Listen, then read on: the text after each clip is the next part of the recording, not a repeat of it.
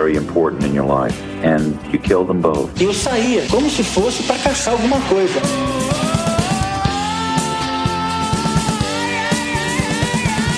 I got this fantasy. I started working out this fantasy online. Bom dia, boa tarde, boa noite, seja lá qual for o horário que vocês estiverem ouvindo esse podcast. O meu nome é Marisa e sejam todos bem-vindos a mais um episódio. Dessa vez eu tô sozinha aqui contando o caso. Vai ser um caso bem rapidinho, mas acho que vai ser o suficiente pra traumatizar vocês. Hoje a gente vai falar sobre o caso do Daniel LaPlante. Vou só colocar o nome dele, não quero falar pelo que ele ficou conhecido, senão acho que vai estragar pra quem já conhece o caso.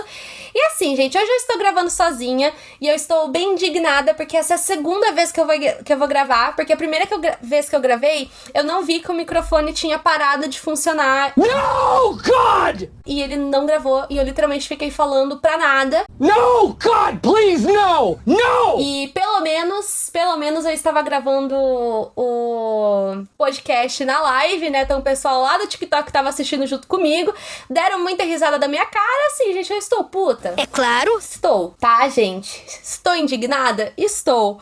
Mas pelo menos virou uma história pra eu contar, né? Pra colocar aqui na introdução do podcast. Então, assim, se você sentiu dó de mim, por favor, apoie meu podcast. Segue a gente lá no Instagram, @apenas-um-podcast. Recomenda aí pros seus amigos. Ouve a gente pelo Orelo, porque lá a gente é monetizado, é um aplicativo de graça que você pode ouvir eu e outros podcasts. Se você se solidarizou mais ainda, manda um Pix pra gente. O famoso Pix misterioso, manda com uma mensagem pra gente ler. Lá pra contato apenas-um-podcast@gmail.com, tudo juntinho, tá, gente? Se solidariza. Falei tudo errado, gente, já acabou a dicção. Eu já gastei a dicção na hora que eu fui contar o caso pela primeira vez. Mas vamos lá, chega de enrolação, deixa eu até conferir se realmente está gravando, então vamos lá, agora vai dar certo.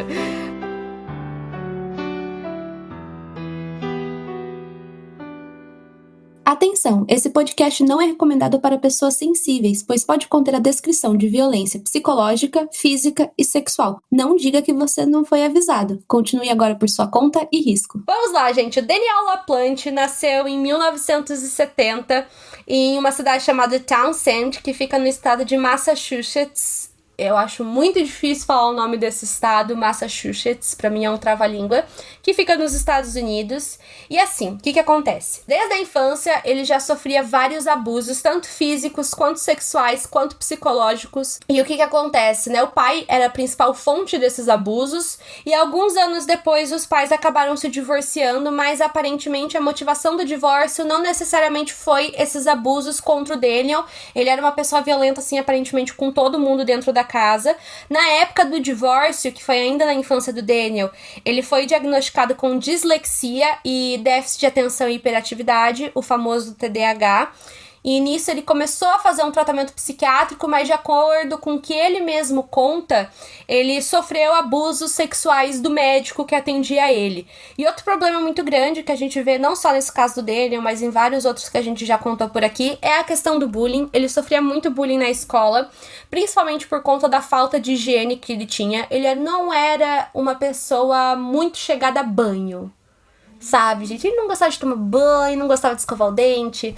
Se vocês forem ver a foto dele, dá pra ver que o cabelo tava sempre encebado. Tinha uma questão com caspa também. Então ele sofria muito bullying por causa disso, né? Ele era o famoso cascão da escola. Além disso, os colegas sempre falavam que ele era uma pessoa que tinha um comportamento muito estranho. E esse comportamento muito estranho era em várias atitudes que ele fazia no dia a dia, né? A gente não conseguia achar muitos detalhes.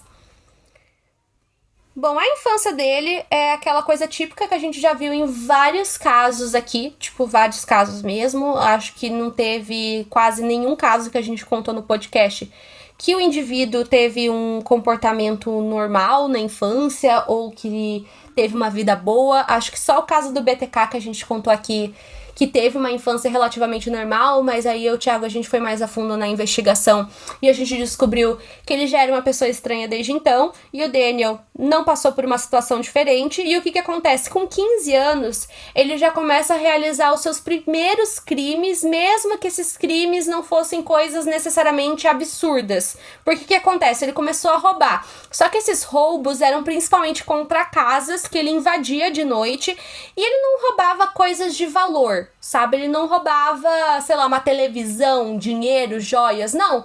Ele literalmente roubava qualquer coisa da casa, sabe? Objetos pequenos, objetos sem grande valor, porque a pira dele mesmo era invadir a casa, roubar uma coisa e ir embora. Era basicamente essa a vontade dele. Só que o que acontece? Certo dia, em 1986, ele invadiu a casa de uma família, que era a família Andrews, e nisso ele acabou vendo o porta-retrato da família. E nesse porta-retrato, ele acabou se encantando e se interessando pela filha da família de 16 anos, chamada Annie. A família era constituída pelo pai, que se chamava Brian, a Annie, que eu falei, né, de 16 anos, e a irmã dela, que era Jessica.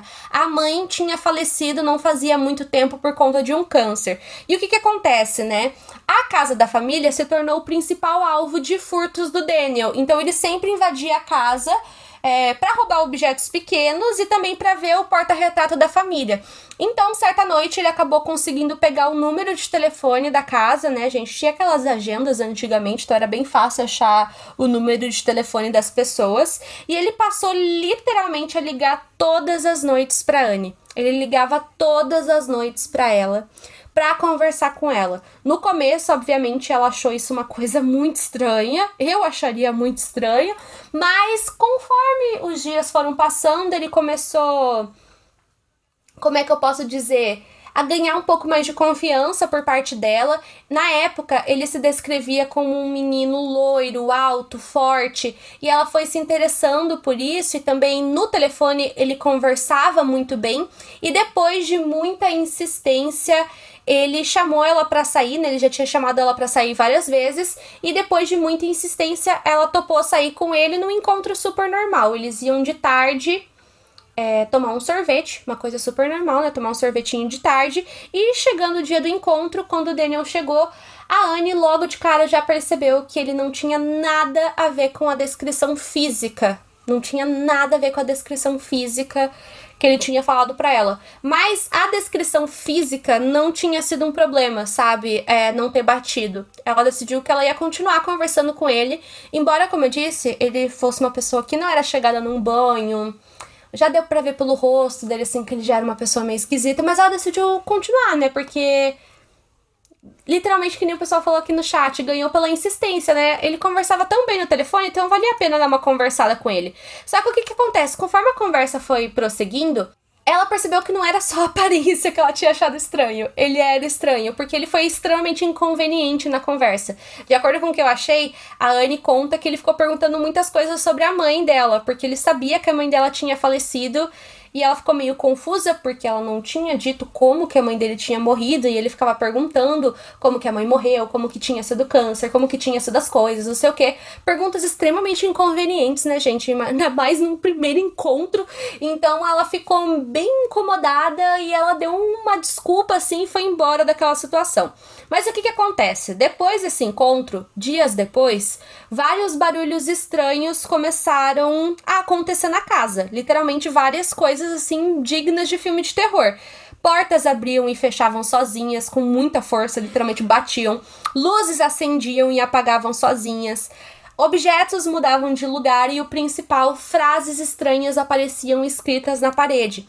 No começo, logo quando isso aconteceu, o pai das meninas, né, o Brian, percebeu que elas estavam muito assustadas. Ele chamou a polícia, porém a polícia não encontrou nada, não tinha sinais de arrombamento, não tinha ninguém dentro da casa.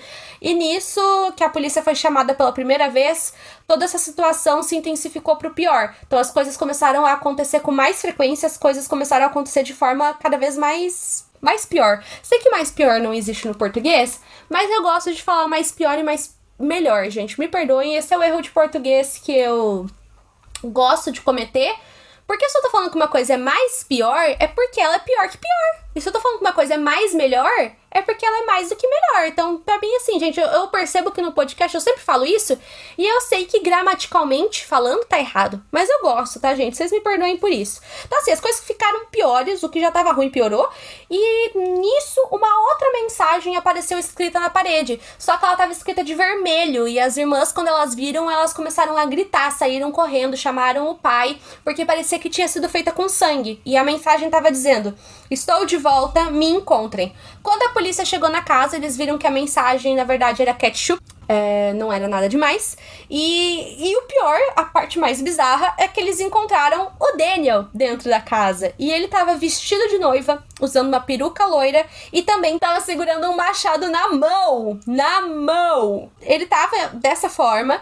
E a parte bizarra, gente, é que fazia 2 meses que ele tava morando na casa da família e eles não perceberam que era uma pessoa que tava fazendo tudo isso.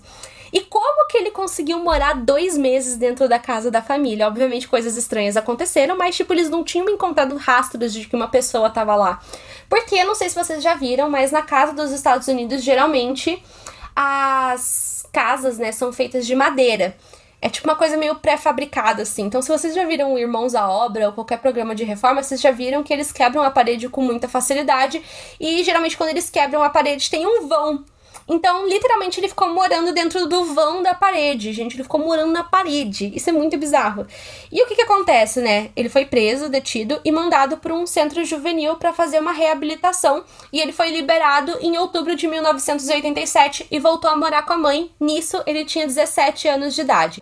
Quando ele voltou para casa, ele percebeu que ele tinha vizinhos novos. Uma família tinha se mudado para a rua, que era a Priscila, que era uma professora, que estava grávida, e também o marido dela, que era o Andrew, e os 2 filhos que eles já tinham, né, que era a Abigail, de 7 anos, e o William, de 5 anos. Era uma família comum, daquelas que o pai vai trabalhar, a mãe fica com os filhos em casa, ainda mais porque a Priscila estava grávida, então ela já estava de licença. E o que acontece, né? Um certo dia, o Andrew foi trabalhar, e quando ele voltou, ele literalmente encontrou toda a família dele assassinada. Isso aconteceu no dia 1º de dezembro de 1987. Ou seja, pouquíssimos meses depois que o Daniel foi liberado da prisão. Bom, logo o Daniel já foi considerado o principal suspeito. As crianças foram afogadas na banheira da casa e a Priscila foi encontrada morta a tiros e ela também tinha sido abusada sexualmente. O corpo dela foi encontrado na cama do casal. O Daniel já foi considerado suspeito, igual eu tava falando, porque ele já tinha histórico de invasão de casa. Também ele tinha desaparecido, né? Ele tava foragido. Então a polícia já começou a buscar ele e ele foi preso 2 dias depois. Ele fugiu de carro e uma coisa bizarra é que no meio do caminho ele chegou a sequestrar uma mulher. Porém, essa mulher, tipo assim, só não aconteceu nada pior com ela porque ela conseguiu pular do carro em movimento. Como eu disse, ele foi preso 2 dias depois do ocorrido, no dia 3 de dezembro, e foi condenado a 3 prisões perpétuas. Porém, eu tava pesquisando sobre como ele está hoje em dia. Atualmente ele tá com 52 anos, permanece vivo. E o que acontece? A sentença dele foi alterada. Então, ao invés dele permanecer a prisão perpétua, né, o resto da vida dele na cadeia, a prisão dele foi alterada para 45 anos máximo de prisão. Isso significa que provavelmente em 2032 ele vai ser solto. E nisso que ele vai ser solto, ele vai estar aí na rua, né, gente? E aparentemente isso vai acontecer mesmo, né, gente? Porque não é aquele tipo de punição que eu já falei aqui no perfil, que é de 25 anos, por exemplo, a prisão perpétua. Não, 45 anos, ele completou esse ciclo, ele já vai ser solto novamente. Ele tá jovem ainda, né, gente? 52 anos não é tão velho assim. Então, vamos aguardar até 2032 para saber o que vai acontecer com Daniel LaPlante. Momento 5 centavos! 5 centavos. E eu não tenho muito a dizer, pra falar a verdade, eu acho ele muito bizarro. Eu não tenho muito a dizer, gente, porque eu já gravei esse caso antes, então eu estou saturada. Eu quero encerrar esse podcast o mais rápido possível, que eu... Sério, gente, tô muito indignada, que a primeira vez não tava gravando. Mas, enfim. Pra mim, esse caso é caso de filme de terror. É caso de filme de terror, é bem coisa de filme de terror. Pelo que eu vi, tem um filme de terror que se inspirou nesse caso, O Boneco Assassino. Não, Boneco Assassino é o Chuck. Tem outro filme de boneco que mata. Vamos ver se o pessoal aí do chat lembra que outro filme de boneco aí que mata. Não é a Annabelle, é um outro que é homem. Parece que inspirou esse filme, O Boneco do Mal, é isso o nome do filme? Que, assim, falam que é um filme bem ruim, mas que foi inspirado na história do Daniel. Então, assim, eu acho bem vibes O Boneco do Mal, é isso mesmo, gente, o pessoal do chat aqui me confirmou. É bem esse tipo de coisa de filme de terror. E eu lembro que quando eu pesquisei esse caso pela primeira vez, eu fiquei, tipo, muito chocada. Foi um dos primeiros vídeos, inclusive, que eu gravei pro TikTok que viralizou. Isso lá em 2020, eu nunca esqueci disso. Então, assim, tudo que eu tenho a dizer aqui é bizarro. Então, gente, eu vou encerrar o podcast aqui. Muito obrigada a quem assistiu até o final. Desculpa se talvez tenha soado que eu tô desanimada, mas é porque eu realmente fiquei indignada com essa situação. Eu tô bem cansada. São literalmente 11h30 da noite que eu estou gravando esse podcast pela segunda vez. Então, assim, gente, muito obrigada. Um beijo pra vocês e até o próximo episódio, que eu já vou dar um micro spoiler. É um caso que eu tenho quase certeza que você nunca ouviu falar. Tenho quase certeza. E é um caso muito pesado. Então vocês têm até semana que vem pra agendar uma consulta com um psicólogo, tá bom? Um beijo pra vocês e até o próximo episódio.